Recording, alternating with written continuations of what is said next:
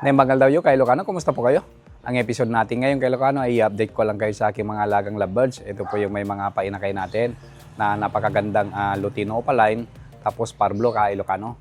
So tara, samahan niyo po ako.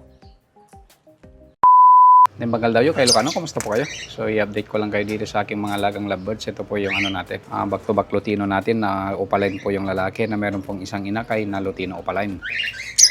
So dahil malaki na nga po yung anak, ay gusto ko ng kay Ilocano, hiwalay na sana yung anak nila para mag-breed na sila. Kaso hindi ko pa kasi nakikitang masyadong magaling ng tumuka ng kanilang pagkain kay Ilocano. Yan. So hanggat hindi ko pa nakikitang marunong kumain at saka uminom kay Ilocano, hindi ko pa tatanggalin sa parents niya para turuan nilang kumain. So dahil yun nga kay Ilocano gusto kong mangyari, lagi kasi siyang nasa loob ng nest box, kaya tinakpan ko muna yung nest box para lumabas na yung inakay nila kay Ilocano para mas mabilis nang matuto. Kasi yung lovebirds ko dito kay Ilocano na back to back na Parblo yan. Ito yung natin kay Ilocano na umitlog na kahit merong inakay yan. Yan o. Yan, yan sila, tatlo sila dito. O tingnan nyo yung petan ng hen natin kay Ilocano. Lapit na naman mangitlog yan. Ilalabas na naman niya yung pang-apat na itlog niya kasi nakatatlo na eh. Tapos yung inakay nila nandyan lang kay Ilocano. Yan o. Pero ito nakikita ko tumutuka na. Medyo paunti-unti tumutuka na siya. Yan. Nahuli na kay Ilocano. Nag-breed na yung parents niya nung nakita ko eh. Nag-mate na kasi sila. Ganyan sana yung gagawin ko. Tatakpang ko rin sana yung nest box yan. Para yun nga, turuan muna nila yung kanilang inakay na kumain. Nag-mate na kasi sila kay Ilocano kaya hindi ko na tinakpan. Kaya yun nga umitlog na siya kay Ilocano. Tatlo na naman yan. So kung nakita yung kanina kay Ilocano, yung petan niya namamagana naman. Baka bukas yan. Mangingitlog na yung pang-apat na itlog nila kay Ilocano tapos maglilimlim na yan. So yun sana yung gagawin natin kay Ilocano. Kakalipad naman na kasi sila kay Ilocano itong mga inakay.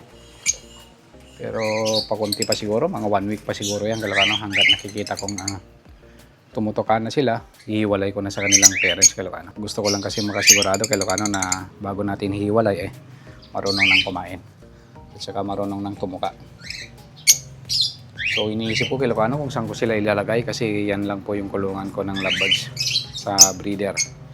Tapos itong flight cage naman natin dito, ito nga yung dalawa na pinagpapares natin dito na basal. Baka kasi pag hinalo ko sila dito, magban sila kay Ilocano. Iniwasan ko yon. Dito naman meron pang dalawa kay Ilocano. Ito medyo nagsusubuan na to si Lutino na Opaline at saka si Green Opaline Splitino. So hindi ko alam kung saan ko siya ihalo kay Ilocano. So iniisip ko nga baka kasi magban sila kay Ilocano kung ilalagay ko sila dito. Ihalo ko yung dalawang inakay natin. So ito baka nag-iisip ako apat yung itlog niya, baka sakaling fertile yung apat. Mag-iwan na naman ako ng dalawa kay Ilocano kasi quality yung inaanak nito yung back to back na Parblo natin.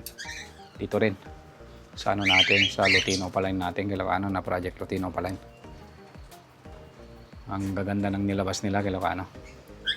Gusto kong magpadami ng Lutino Opaline kay Ilocano at saka yung Parblo. Para pagparisin natin yung Parblo na inakay tapos yung Lutino Opaline para mag-Project Crimino Opaline tayo kay Ilocano. So ito lang kay Ilocano yung update dito sa mga lovebirds ko. Maraming salamat po sa panonood. Good morning, good morning.